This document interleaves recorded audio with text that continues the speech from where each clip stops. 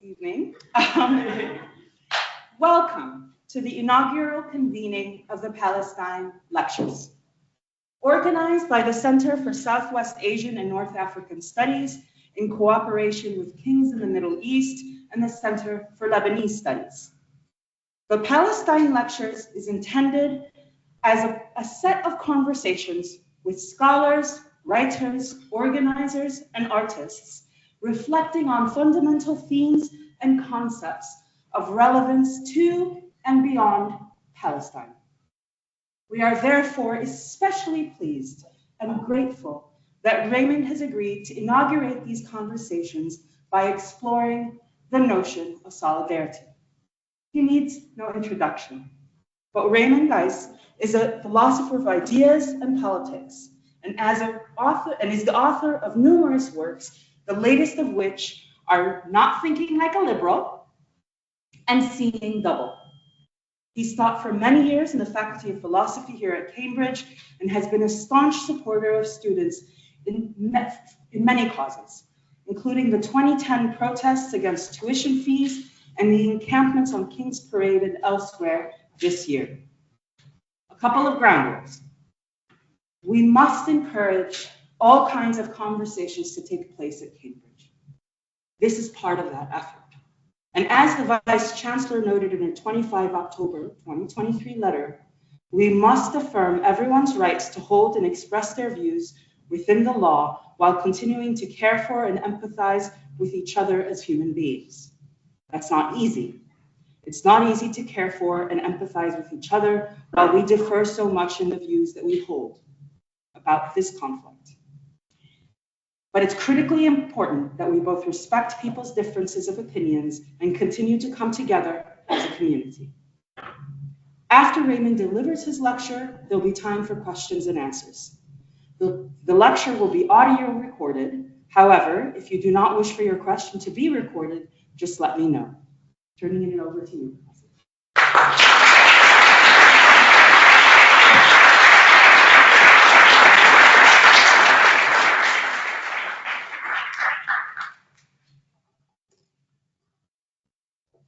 It's easy to be confused about the idea of solidarity. It's not a concept like justice, power, duty, or even legitimacy that has a tremendously long and hoary history of discussion. The phenomenon that the term describes may be old. In fact, one of my claims is that it must be as old as humanity itself, but the word does not go back beyond the early modern period. In the last 150 years or so, though, the use of the term solidarity has become much more frequent, and now one can sometimes get the impression that it's everywhere. So the general question I'd like to discuss in this talk is what exactly solidarity might mean, where the term comes from, and why many people think it is a desirable thing. Finally, I'll try very briefly to make some suggestions about what are proper and appropriate objects of solidarity and what are not.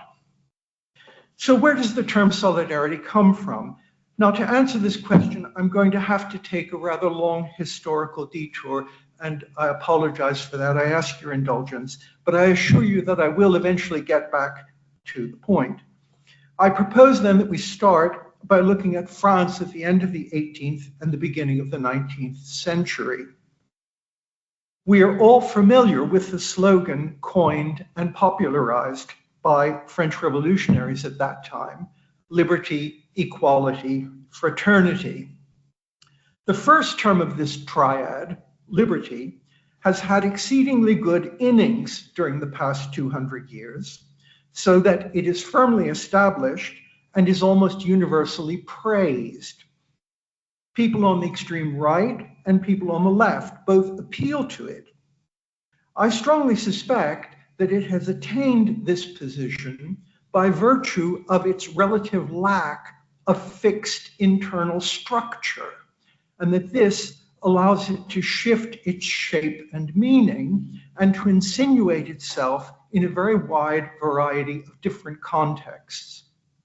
Equality has had a slightly more mixed record, and the goal of equality has sometimes been an object of suspicion, probably because of its association with various socialist projects. Margaret Thatcher even proposed that we glory in our inequality, but she seems to have confused variety and inequality. Still, equality has a recognized place in general political discussion. It's the third member of the triad, fraternity, that has been the stepchild of modern politics, rather little discussed theoretically and appealed to primarily in rhetorical contexts. I want to suggest that solidarity is basically a kind of replacement used to fill the empty place left by fraternity when fraternity falls out of usage. Now, there is an empty place here, I think, because many people think that even if the first two ideals of the revolution, liberty and equality, were fully realized, something would be missing. In fact, many might fear that without something like fraternity, society would be not only seriously deficient, it might even be actively bad. So why would people think this? Imagine a society that satisfies to the highest possible degree the first two desiderata of the revolutionaries. It's composed of individuals, each of whom is maximally free, and all of whom are equal by whatever criteria of freedom and equality one might wish to use. But suppose that this was all that was true of them. Each might then be a closed monad, a self-interested individual who was indifferent to every other individual. Think of this as like the ideal world envisaged in their theories by certain economists. Each individual is homo economicus, free and equal to all others, informed about the world, and with a very clear set of preferences. Let's assume we're talking about a man. Adopting the model of homo economicus, the only interest any individual man would take in other people is in how to use interaction with them so as to maximize his own preferences. In this world, the basic relations between individuals could at best be governed by contract, that is, by agreements with clearly specified limited duties and obligations on each side, which individuals would enter into in the hope of accruing some benefit to themselves. That's the best case. At worst, this would be a world in which people treated all dealings they had with others as what we now call transactional. That is, each person would recalculate the cost and benefit to his own interest in each individual case in which he had to decide how to act. And contracts would be unilaterally abrogated whenever that was feasible and advantageous. Some 19th century theorists thought that this was not a good model of any real human society. It had the huge defect that people actually did not always treat one another in this way, as if they were mere objects to be manipulated in order to maximize the actor's own preferences. If people continued to use the model, though, this would generate a further problem. Namely, in some circumstances, theories can, to some extent at least, become self-fulfilling. If everyone thinks that a certain theory correctly describes the way the world works, this may have an effect on how they act. It still won't make the model of human society, which the theory provides, a very good one, but it may undermine some forms of action that are valuable. That is, if I accept the homo economicus view of humanity, I will actually still take account of the interests of my friends, and not only of my own, in ways which the theory regards as inappropriate.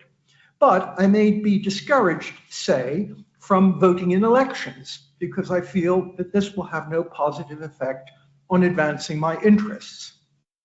The basic idea behind fraternity is that it's a virtue associated with long-term cooperation and mutual aid and support based on shared or common interests. One needs to take account of such things as fraternity because in the real world, people do not act as exclusively self-interested monads. Rather, the members of a given society are held together by social ties so as to form a we for some purposes. That is, they are willing to act, to some extent at least, to advance our common interests rather than their own particular individual preferences. So, in an agricultural society based on small farms, the members of a family will have a shared interest in the maintenance and functioning of the farm. What touches the well-being of the farm animals, the land, and the other members of the family touches each one of the human individuals involved. If Martha is ill, there may well be less milk that week because she's the one most expert at milking the cows. All members of the society have a shared interest in Martha's health, and when they all act in ways that are directed at helping her to recover from illness, they will be displaying the virtue of fraternity. This is because these actions stand in the wider context of a continuing cooperative association between members of the family. One week, Martha is ill, so her brother Mark brings her her tea, while the other brother, James, tries to milk the cows as best he can. But the next week, Martha and Mark interrupt their work to pull James out of the river when he's fallen in. Brotherhood and sisterhood is realized in real habitual action. Action, not thought, not attitude, nothing psychological in the first instance. Martha milks the cows every day when she's not ill, even if she would sometimes prefer not to, and even if she could get away with skiving off. Fraternal connection, however, is also exhibited when unusual action, that is not habitual action, unusual action is undertaken without special reflection, as something which simply goes without saying when emergencies arise. For example, when James falls into the river. Where a fraternal relation exists, you cannot tell clearly in all cases where the interests of the individuals begin and where the joint interests of all of us who run the farm end. In addition, the people involved don't always calculate. They often simply do directly what is necessary for their common project. None of this means that there are no conflicts of interest here, or that there are not clear cases in which individuals put their own interest before those of the group.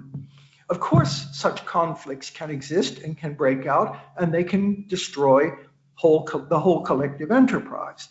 But what is striking and fatal for the model of Homo economicus is that fraternal action ever exists or is operative at all.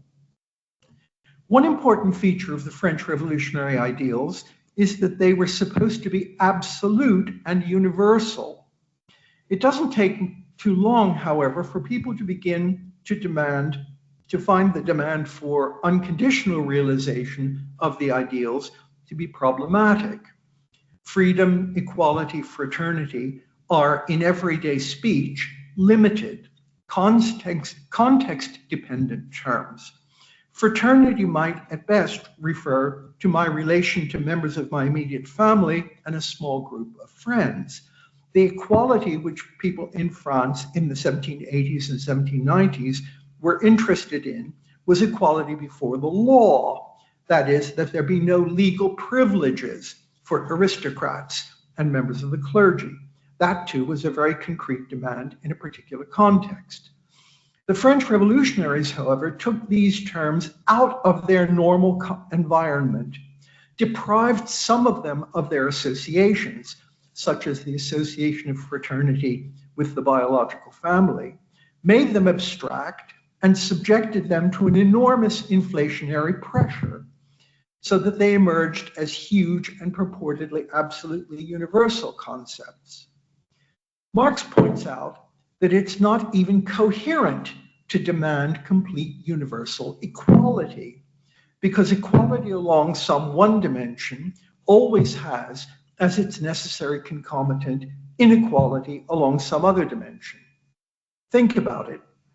What does equal medical care mean? That everyone who shows up at A&E gets the same treatment? Each is given an aspirin and sent home? That equality reinforces an inequality. The person with a headache is sent home cured, the person with a broken leg is not. Or does it mean that everyone gets all the treatment possible for whatever ailment they have? That means unequal treatment of healthy people and people who are ill, because the former are sent away immediately, but the latter are given potentially complex forms of care. Making people more equal along any one dimension always makes them less equal along another. This does not mean that we cannot make rational decisions about what we want to be equal, but it does mean that the real work lies in specifying which particular dimensions we think it most important to equalize, even at the cost of generating inequality in some other aspects. Something similar is true of the idea of freedom. Absolute freedom for the spider is certain death for the fly. So one usually adds a further clause here, not universal freedom simpliciter, but universal freedom compatible with equal freedom for everyone else. But note that the addition of equal to this formula just means that all the difficulties I've just mentioned now recur as internal difficulties in the concept of universal freedom. Universal freedom. In any case, however, in fact, in our economic world, the results of more unrestricted freedom of enterprise, purportedly for everyone, would be the unlimited accumulation of wealth and power in the hands of a few, and the restriction of freedom for everyone else. As far as fraternity is concerned, I may perfectly well treat all my co-workers, even those who are not related to me, like members of a family, if the enterprise we are engaged in is small in size and surveyable. But as the scale of the relevant enterprise increases, surveyability drops off and conflicts of interest become less manageable. Do I really want to treat everyone, even people I do not know at all, and even those who live in completely different circumstances from me, as brothers and sisters? What exactly would that mean? Isn't it possible also that universal fraternity would be intolerably claustrophobic, realizable only in a dystopian community without much elbow room for individuals and groups to develop in divergent ways? It's at this point that the concept of solidarity begins to look attractive. It's a slightly weaker demand than that of universal fraternity. You don't have to be my brother in the sense of some fusional quasi-identity in absolutely every respect in life. You merely have to join with me in some common long-term projects and stay committed to them. And you need not to treat your engagement in these projects strictly as a matter of contractual obligation with carefully calculated specific duties on each side, or as something you can abrogate ad libitum if it becomes inconvenient. When solidarity emerges, it appears not like fraternity as an undifferentiated unitary demand, but in two slightly distinct contexts. One, a rather academic one, and the other, a more practical and political one. The academic one is diagnostic and explanatory. That is, it's the context of trying to understand what it is in general that holds a society together. If the connection established by self-interested actors pursuing their own advantages is not enough. There must be something else, something like a social bond. It's not, after all, outrageous to think that something apart from individuals and self-interested market behavior exists, and that it's necessary for it to exist if human life of the kind we know is to continue. Even Mrs. Thatcher, when she denied the existence of society, did not claim that only individuals existed. She said there were only individuals and families. And the addendum gave the game away, theoretically, because it meant that she was not denying the existence of relations of solidarity. She merely wished to restrict the recognition of them to an artificially limited sphere. In fact, she did not even really believe that the world was a mere collection of family monads, because after all, she was in favor of a strong nation state with prominent military presence in the world. Now, nationalism means at the very least the thesis that the interests of the nation to which I belong are to be given particular weight, and nationalists, in fact, usually preach the need for people to sacrifice for the good of the nation. Militarily minded nationalists like Thatcher are in general particularly keen for young soldiers to offer themselves up on the altar of national greatness. Think what Thatcher would have said if someone had called upon young soldiers in the Falklands to think only about themselves and their families, but not anything else, because only individuals and families are real. In 1893, the sociologist Émile Durkheim took up this strand of argument about the social bond when he published his famous book on the division of labor in society, in which he tries to account for the coherence of society by describing different forms of solidarity which they exhibit. Pre-industrial societies are based on what he calls mechanical solidarity, that is, the ability of the members of a given tribe to see themselves in other members of that same tribe. For this to work, the members of the tribe must be recognizably as alike as possible. All the members of my clan must have the same mode of dressing, observe the same dietary restrictions, be marked with the same tattoos. This kind of solidarity is something like that envisaged by modern identity politics. The other kind of solidarity Durkheim analyzes is what he calls organic solidarity. In industrial societies, people do not need to see themselves and others as the same. They merely have to know that they are mutually dependent because they exercise complementary social functions. The bus driver does not need to look like me, provided he drives the bus well. And the recognition of that dependence is enough to hold society together. Note that this is true relatively independently of the actual economic arrangements that are in place. Whether the bus driver is a paid employee of a large company, an independent contractor, a volunteer, or an operative of the commune working on rota. This then is one of the contexts in which solidarity emerges into prominence in the 19th century as part of the attempt to understand why societies as a whole hang together and do not degenerate into a Trump-like rabble of exclusively self-interested individuals lacerating each other to get ahead. The second context in which solidarity emerges is not explanatory and holistic, but it's specific and closely connected with the need for organizing political action. Groups of workers begin to appeal to the idea of solidarity when they become involved in labor disputes with employers.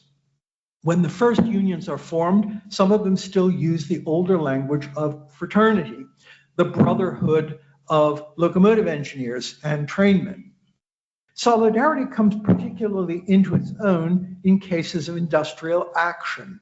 To go on strike is something that's very undesirable for working people. It's a measure to be adopted only as a last resort, because being on strike means not working, and not working means not being paid. Nevertheless, if I'm a member of a labor union, I have an obligation to go on strike in solidarity with other workers elsewhere if the circumstances demand. For example, when I was younger, I worked for a while in a steel mill in eastern Pennsylvania called the Fairless Works. And as such, I was a member of the United Steelworkers Union. I also note that the Fairless Works was what was called a closed shop. That is, membership in the union was mandatory for all those who worked in the plant. I was happy to be a member, but my joining the union was not in some sense fully voluntary, just as it's not fully voluntary for Martha, Mark, James to be born as siblings into a family that ran a farm. You see, this is one of my natural things to sort of get rid of sort of free obsessions with freedom. You know, talk about ways in which things that are not fully voluntary can be good too. It's not just things that are voluntary that are good. There's some things that are not completely voluntary, they're good too.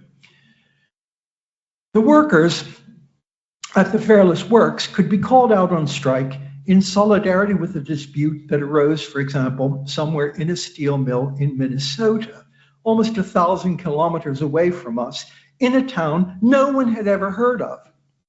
There was no assumption whatever that the workers in Minnesota were particularly like us. It's not identity politics, except in being members of the same union. And absolutely no assumption that I would personally like any of them or approve of the way in which they conducted their lives. It's not a psychological, solidarity is not in the first instance a strictly psychological phenomenon. It was part of the idea of solidarity that I and the other steel workers in eastern Pennsylvania would act in ways which in our local context were clearly disadvantageous to us. We were going on strike and might even seem absurd and self-destructive. And we would act in this way for the sake of maintaining a long-term relation of mutual aid. Now comes the point. And although the mutual aid envisaged was conceived as a form of action, the workers in Minnesota would in principle come out on strike in support of us if the case arose. It was clear to everyone that that day might well never come. That was the point of it. That day might not. It was part of the content of solidarity that one act in support of other union members, even though one knew it was possible that they might never be called upon to reciprocate. So there was an element of surplus or excess involved in solidarity, something beyond calculation, beyond strict advantage seeking and reciprocity. It was not that solidarity stood completely and wholly outside the context of interests or actional interests or expectations of something. It was not that, because it clearly was in the interests of the workforce that it be unionized. Nevertheless, the commitment to solidarity with other union members had something open-ended about it, which went beyond the exact calculation of a specific return on our action, which we might or might not get in the future. The solidarity in question here is not universal, but differential. When I strike, if I strike when they do, I'm acting in solidarity with other members of my union.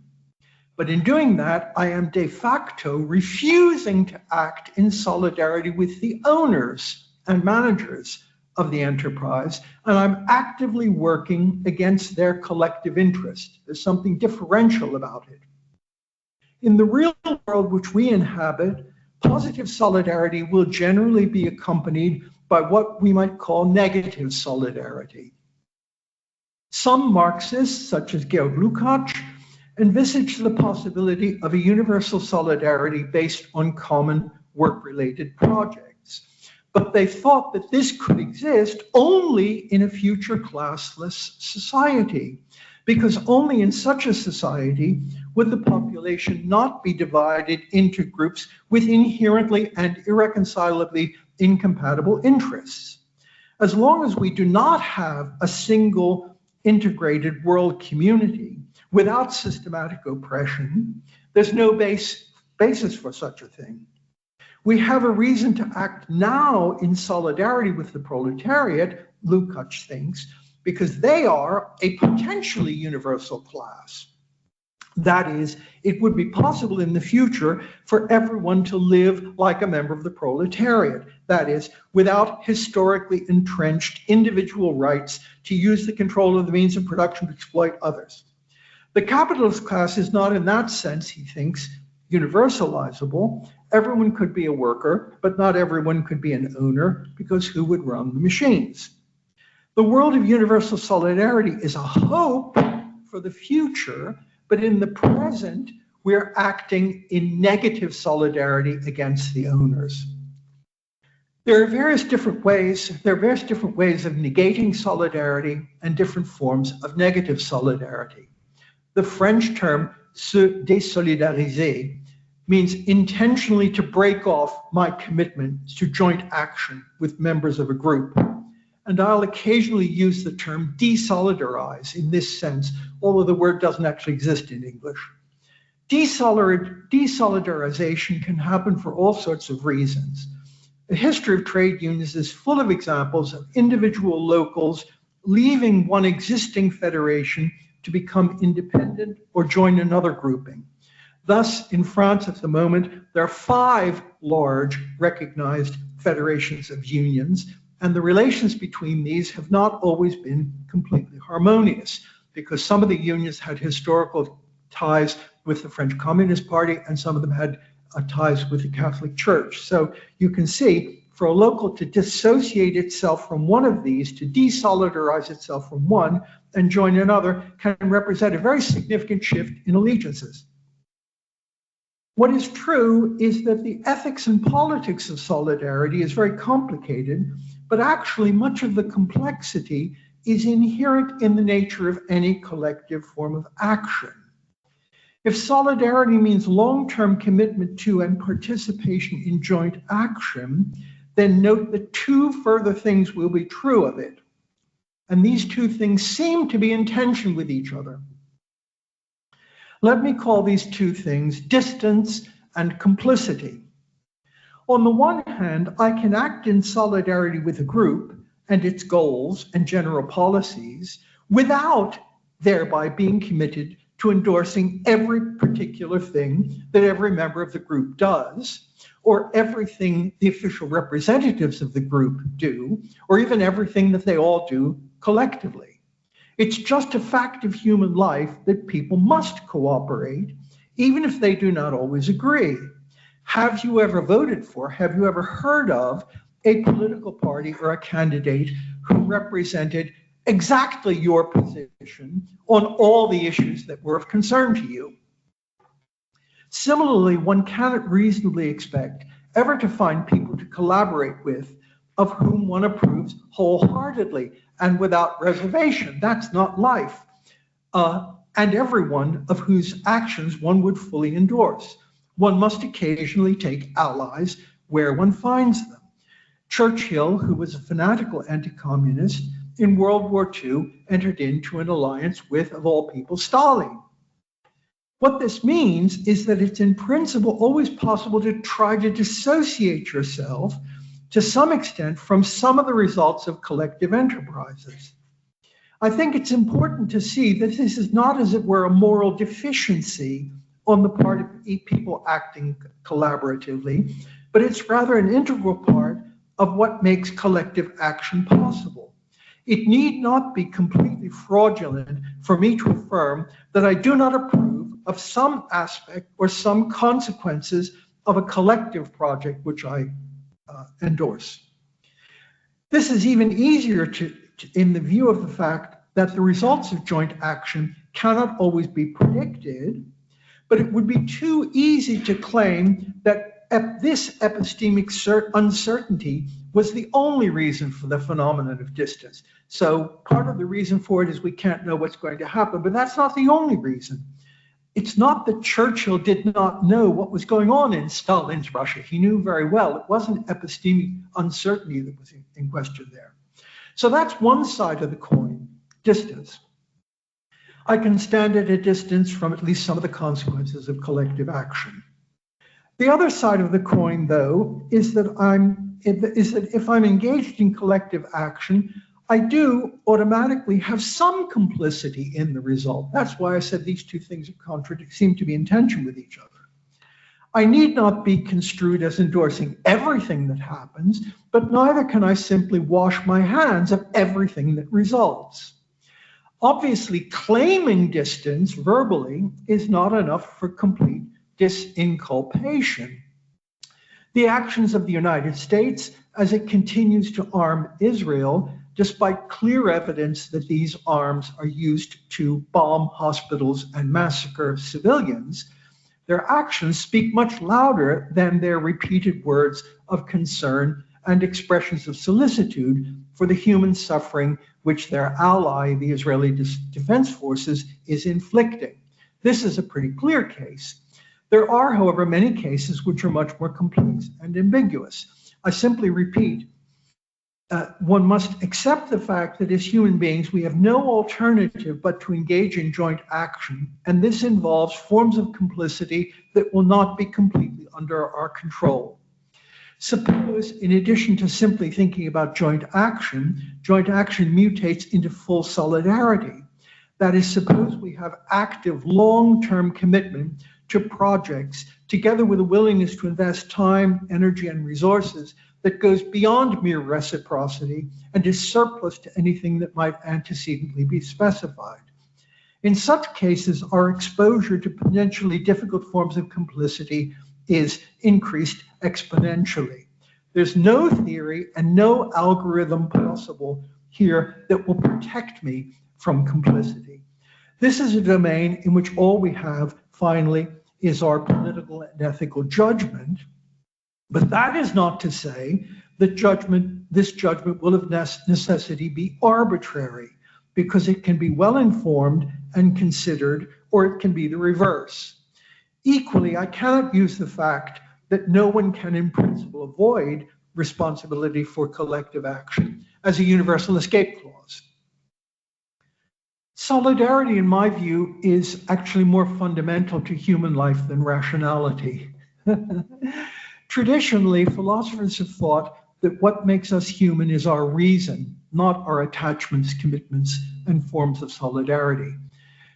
Philosophers have held that our powers of reasoning allow us to abstract completely from all our modes of engagement with the world, from all our prejudices and biases, from our particular concerns and interests. Instead of seeing the world through the lens of our accidental features, reason provides us with a view from nowhere. We're not only capable of this feat of abstraction, we're morally obliged to undertake it and to assimilate its results. This is the traditional line I'm giving you. In reflection, we'll be able to find abstract, fully universal principles that are sufficient to allow us to evaluate all human action and all human life. If I could not start by adopting the view from nowhere and discovering and applying the universal ethical principles associated with it, I would have no grounds whatever for assessing actions and commitments apart from my own accidental prejudices. That's the traditional view. In contrast to this traditional view, I think we start not from abstract principles of morality and reason, but from where we are, where we happen to find ourselves, our own beliefs, habits, involvements, and existing relations of mutual aid and support. Of course, we will always have such existing commitments and relations of solidarity, and the very idea that we might, as human beings, exist while having none is a fantasy. Once we accept this, we can reflect on our actions, our modes of life, our beliefs. We can try to abstract from our biases and imagine how we would see the world if we were differently situated. In doing so, we can bring to bear on our beliefs whatever knowledge we've been able to glean about the world, and we can deploy some minimal principles of reasoning, principles like avoiding contradiction and non sequitur. This can change us and our beliefs, and it can sometimes change them profoundly. But the process can never make itself autonomous. Therefore, the result can never be absolute. There is no view from nowhere to which reason gives us access. Reason remains grounded in our habitual forms of action and involvement. My commitments may change. They may be modified by the kind of reflection I describe. In fact, I hope they will be, but they will not be utterly obliterated. Earlier in the paper, I mentioned that solidarity seemed to contain an excess or surplus element that went beyond what could be accounted for by calculation of reciprocal advantage. If it's excessive, mustn't it be irrational? A question you might ask if you were a certain kind of philosopher. One consequence of the approach I'm suggesting is that this way of seeing things should be reversed. Our natural state is one of being in the center of a web of relations of solidarity, and we can never free ourselves fully from some such web. The question is not how we ever got to add whatever excess element there is. Rather, we have to ask how we came to accept a very limited way of understanding human action as fundamental. How did the analysis of individual benefit and advantage come to establish itself as the final and definitive framework for judging everything in human life? The title of this series of talks is the Palestine Lectures, but one might well wonder what, if anything, I have said about solidarity has to do with Palestine. Archetypically, I've suggested solidarity is relative to a nexus of collaboration and cooperation in a joint enterprise. Solidarity is not the result of a psychological process of identification. It's connected with forms of action and forms of interest arising from action. There are other things that can arise from imaginative identification. That's possible too. That's not solidarity. Solidarity has a concrete meaning. So it's relative to a nexus of actual action. So where, one might ask, is such an established system of collaboration between us in Cambridge and the population in historical Palestine? Where is that? My contention is that such a system of linkage and collaboration is already in place. We do not have to construct it ex nihilo. It's just that the existing nexus of cooperative enterprise is deeply objectionable, and the forms of solidarity associated with it are correspondingly misplaced. It's wrong to treat the situation in Palestine as if we were dropped from Mars and suddenly had to pick sides in a struggle we had nothing to do with. We, meaning the people of Europe and North America, and especially those of us who live in the UK, are and have been engaged in the area occupied by Palestine for more than a century, and we continue to be. The creation of the State of Israel was a joint enterprise by the British Empire and certain Eastern European Zionist groups. We live in one of the successor states to that empire, and we have inherited from it a huge range of commitments and obligations. It might, however, be time for us to desolidarize ourselves from this particular late imperial project. The Balfour Declaration and its consequences are not just another item from our dusty past. Even though the US has now taken over the role of imperial patron, the UK continues to sell equipment to Israel and provide the Israeli Defense Forces with militarily important logistic and intelligence support. Many of our public institutions, including this university, invest in Israel and in defense industries that arm the Israeli Defense Forces. The movement to boycott and divest is not so much an attempt to create a new relation of solidarity from nowhere and out of nothing, as a call to break off and bring to an end a common project in which we and the Israelis have been involved for a long time, and which we can see is and has been hugely, almost unthinkably destructive. There's perhaps a slight rhetorical disadvantage in calling for desolidarization. A critic might object that,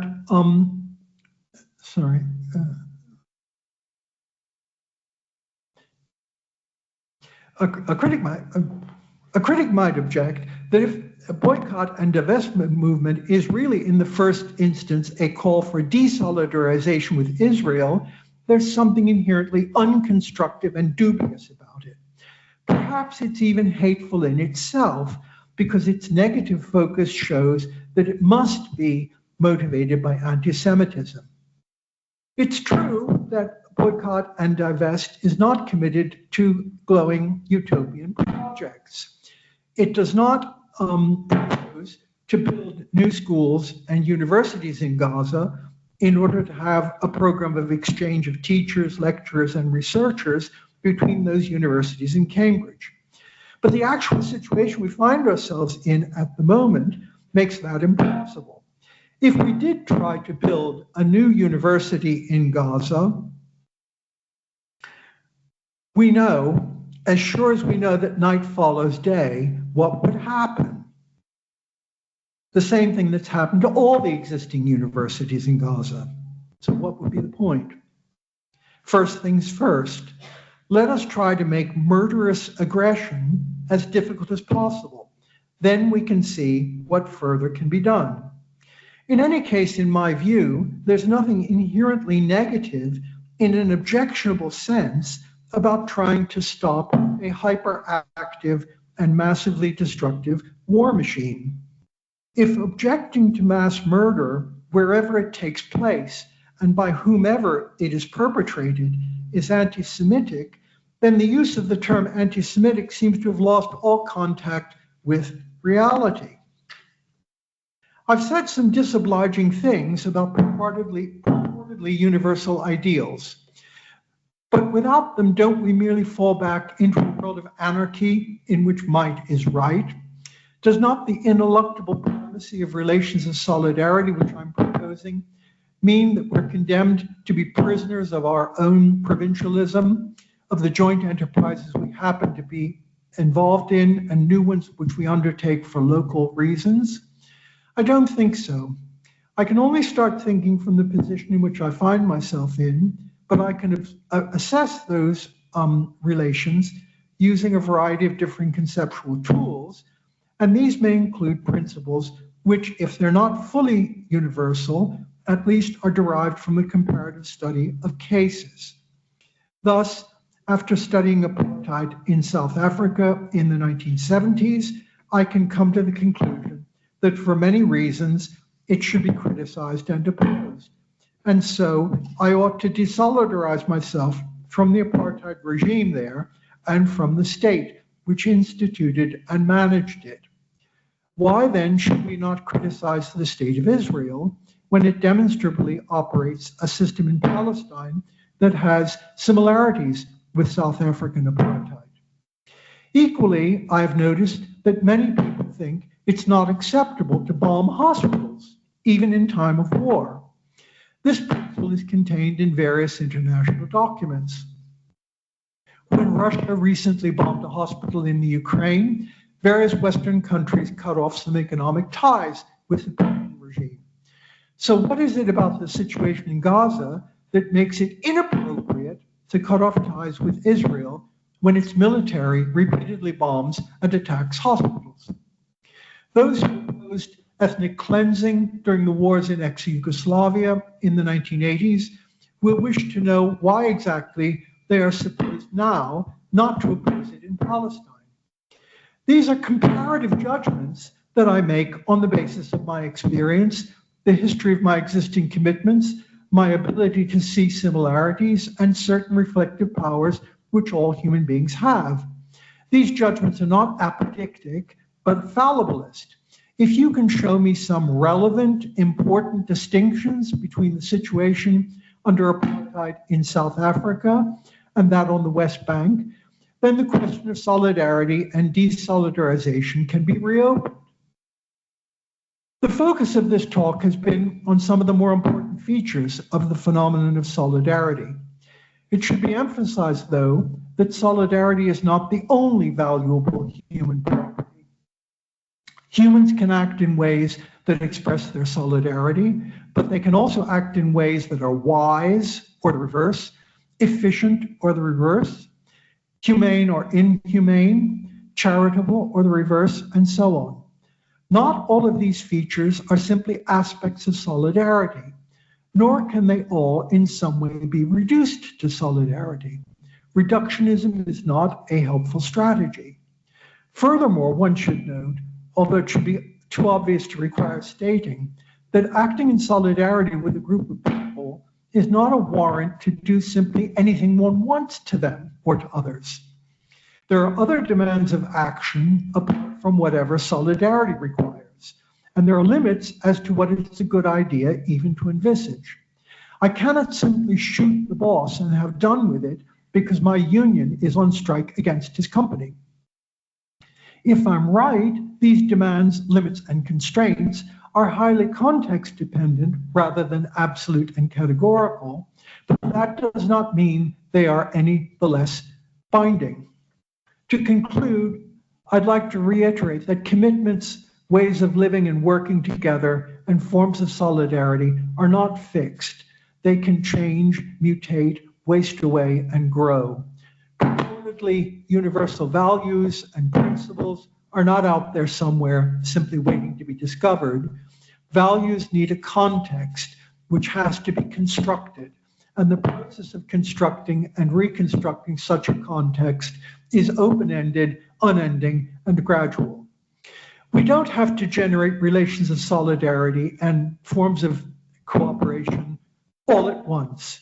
As humans, we do not have access to any view from nowhere, but we do have a limited ability to look beyond ourselves and compare, to be critical and self-critical, and to look to the future. We must try to use these powers as best we can. Thank you.